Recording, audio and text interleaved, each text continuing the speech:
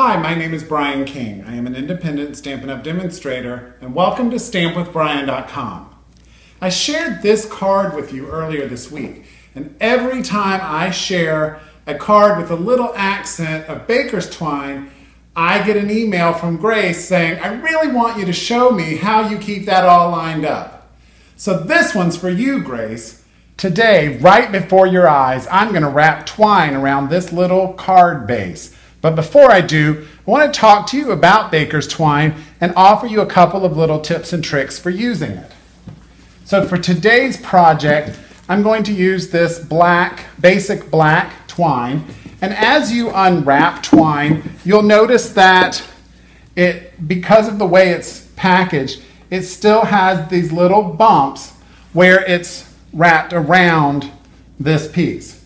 So my first little piece of advice is to cut your twine always using these Stampin' Up! Craft scissors. Cuts it perfectly. There's no gnawing on the ends or anything like that.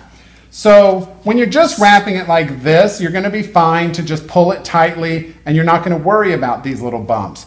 But if you're tying a bow, you don't want this little bump to cause you trouble. So there's a couple of suggestions that I want to share with you. One is you could dip your finger in a little bit of water and just pull it over this and then hold the ribbon for just a little bit, or the twine, and it's going to stretch that out a little bit. You can also use a little bit of rubbing alcohol in a cotton swab, just dampen your fingers and use that, or also just as effective, a little bit of Stampin Mist. But like I said, for pulling it just to create 3 little strands around here, I don't need to, because my pulls are going to be tight enough that it's going to work perfectly. Now I do suggest, if you're going to pull the twine around a base, you at least have 2 layers, or at least this layer needs to be thick, either regular cardstock or the thick Whisper White. That's going to make sure you don't tear into this cardstock when you pull it around.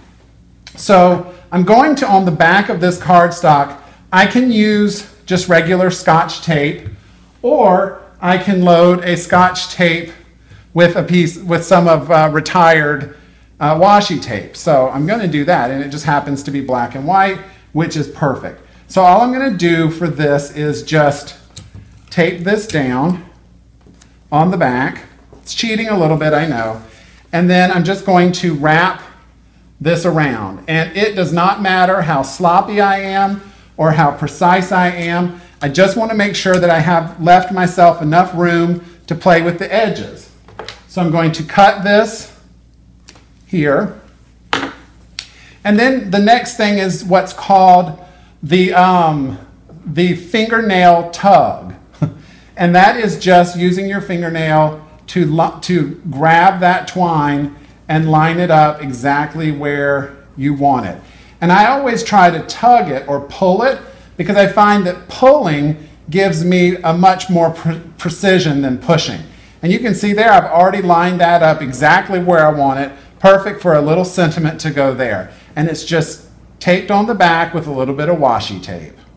Your end project doesn't look very beautiful on the back, but the front is perfectly aligned the way you want it. So there you go, Grace, a couple of tips and tricks for using baker's twine. I hope that you liked this tutorial, and please visit me at StampWithBrian.com to see what fun we're having over there, or to purchase baker's twine.